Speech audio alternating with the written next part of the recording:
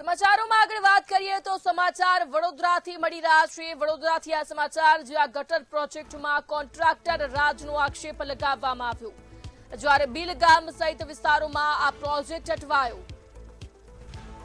ત્યારે 70 કરોડની ગટર યોજના હવે ચર્ચામાં આવી છે। ત્યારે કોન્ટ્રાક્ટરની કામગીરી સામે અનેક સવાલ ઉઠી રહ્યા છે। આ સમગ્ર યોજનામાં કામગીરી સામે સવાલ ઉઠ્યા। નાગરિકો અને વેપારીઓને ભારે હાલાકી પડી રહી છે। અનેક સવાલો અહીં ઉભા થઈ રહ્યા છે, જ્યારે કોન્ટ્રાક્ટરની બેદરકારી પણ સામે આવી રહી છે।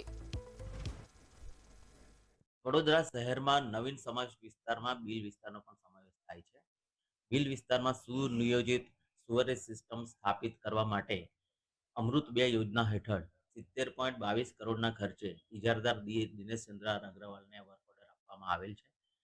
ડિસેમ્બર 2023માં વર્ક ઓર્ડર કામ શરૂ થયેલ છે અને 24 મહિના કામની મુદત છે।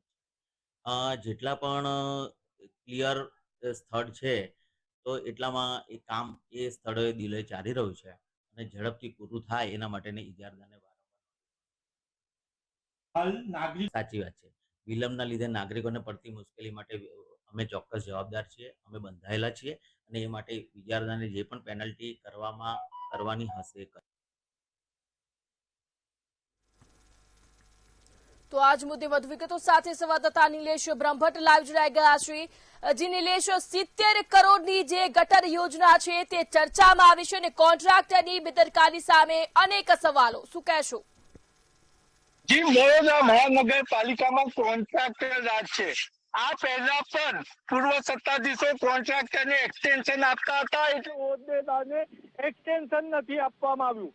પરંતુ બિલ ગામ સહિત વડોદરા મહાનગરપાલિકામાં જે ઓજી વિસ્તારનો સમાવેશ થયો, ત્યાં ગટર સમસ્યા હતી અને ત્યાં નાગરિકોને પારાવાર મુશ્કેલી પડતી હતી, એટલે વડોદરા મહાનગરપાલિકાએ એક ગટર પ્રોજેક્ટ બનાવ્યો અને આ ગટર પ્રોજેક્ટની કિંમત 70 કરોડ રૂપિયાનો કોન્ટ્રાક્ટ છે। આ contract BR Agarwal infra private લિમિટેડને આપવામાં આવ્યો। 2023માં વર્ક ઓર્ડર આપી દેવામાં આવ્યો અને મહાનગરપાલિકાના ગટર વિભાગના કાર્યપાલક ઇન્જિનિયરે કબૂલાત કરી છે કે આ કામમાં વિલંબ થયો છે। ત્યારે મંતવ્ય ન્યૂઝ સ્થળ પર પહોંચ્યું છે। આપ જોઈ શકો છો સ્ક્રીન પર કે આ અટલાદરા બિલગામને જોડતો બ્રિજ છે અને હાલ અહીંયા બીઆર અગ્રવાલ ઇન્ફ્રા દ્વારા કામગીરી કરવામાં આવી રહી છે। આપ જોઈ શકો છો મોટી મશીનરી મૂકી દેવામાં આવી છે, પરંતુ ગોકળ ગતિથી કામ કરવામાં આવી રહ્યું છે। અને મહત્વની બાબત એ છે કે આ કામ બાબતે અહીંયા સ્થળ પર જે ખાડા ખોદી દેવામાં આવ્યા છે એ છેલ્લા 6 મહિનાથી વધુથી અને આખો રોડ બંધ કરી દીધો છે, એટલે નાગરિકોને આવવા જવામાં તકલીફ પડે છે, વેપારીઓને ધંધામાં નુકસાની થઈ રહી છે। અને મહત્વની બાબત, બીઆર અગ્રવાલ ઇન્ફ્રા ખુલ્લામાં પાણી છોડી અને ગંદકી કરી રહ્યો છે અને બાજુમાં જ પબ્લિક સ્કૂલ આવી છે અને ત્યાં નાના ભૂલકાઓ બને છે, એટલે એમના આરોગ્ય સાથે પણ ચેડા કરી રહ્યું છે। આપણી સાથે અહીંયાના સ્થાનિક સામાજિક કાર્યકર છે પાર્થ પટેલ, એમને પૂછીશું, શું કહો છો? બીઆર અગ્રવાલને 70 કરોડનું કામ આપ્યું, પરંતુ કોન્ટ્રાક્ટર રાજ હોય તેવી પરિસ્થિતિ છે। આ તો છેલ્લા 1 વર્ષથી આ કામ આ રીતનું જોવા મળે છે। બીજી વાત એ છે કે આ બિલ ગામના જે ઓજી વિસ્તારમાં ત્યાં લાઈન નાખવામાં આવી છે, શહેરી વિસ્તારની અંદરથી કાઢીને એક તો ટ્રાફિકની સમસ્યા મોટામાં મોટી ઊભી કરી છે, કારણ કે સીધો આ લાઈન જો વિશ્વામિત્રીમાં જ નાખવાની હોય તો ભીલ ગામથી ચાપડ થઈને પણ નાખી શકાય છે। એની અંદર અંતર પણ ઓછું થઈ જાય છે। આ તો એવું લાગે છે કે 5-5.5 કિલોમીટરનું અંતર લંબાઈને એક કન્સ્ટ્રક્શન કોસ્ટની અંદર વધારો કરવામાં આવતો હોય એવું આની અંદર સ્પષ્ટપણે લાગી રહ્યું છે। બીઆર અગ્રવાલને 2023માં વર્ક ઓર્ડર આપવામાં આવ્યો, પરંતુ હજુ પણ એ કામગીરીમાં ક્યાંક ને ક્યાંક વિલંબ કરી રહ્યો છે। આ બાબતે શું કહેશો? આની અંદર સ્પષ્ટપણે લાગી રહ્યું છે કે કોન્ટ્રાક્ટર અને મહાનગરપાલિકાના જે સત્તાધીશો છે એ લોકોની કોઈ દ્રષ્ટિએ આની અંદર મિલીભગત છે, અને એ જ મિલીભગત છે કે જેના કારણે ભોગ જનતા બને છે, પૈસા જનતાના વેડફાય છે, કારણ કે ટેક્સ જનતા ભરે છે ને એ ટેક્સના રૂપિયા ત્યાં બધા ધંધા થાય છે અને રોડ ખોદીને એક વર્ષથી મૂકી રાખ્યો છે વિસ્તાર ખોદીને, એટલે જનતા એના માટે પણ હેરાન થાય છે। પૈસા બગાડીને જનતા હેરાન થાય છે આની અંદર।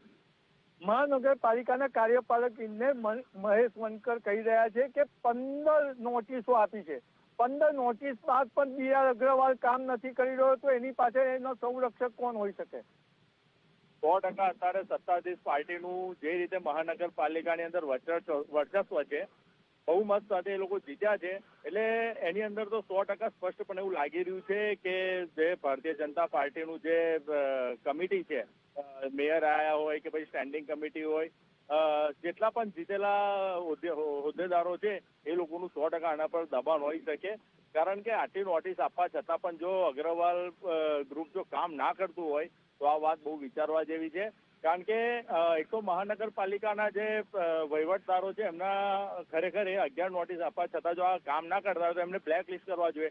બ્લેક લિસ્ટ કરી નહીં રહ્યા અને એમને ઉપરથી છાવરી રહ્યા હોય એવું આની અંદર સ્પષ્ટપણે લાગી રહ્યું છે. એટલે કહેવામાં આવી રહ્યું છે કે ખરેખર તો ડી.આર. અગ્રવાલ ઇન્ફ્રા પ્રાઇવેટ લિમિટેડને બ્લેકલિસ્ટ કરવો જોઈએ, પરંતુ ક્યાંક ને ક્યાંક સત્તાધીશોની કચકીના કારણે એને છાવરવામાં આવતો છે. મહત્વની બાબત એ છે કે આ ડી.આર. અગ્રવાલની વિલંબ કામગીરીના કારણે સ્વામિનારાયણ મંદિરમાં પણ પાણી ભરાઈ ગયા હતા. એટલે સ્વામિનારાયણ મંદિરમાં પણ ગટરના પાણી પેસી જાય છે, પરંતુ ડી.આર. અગ્રવાલ કોન્ટ્રાક્ટ લઈ અને સબ કોન્ટ્રાક્ટ આપે છે ને સરકારી કાયદા નિયમોનું પણ ઉલ્લંઘન કરે છે.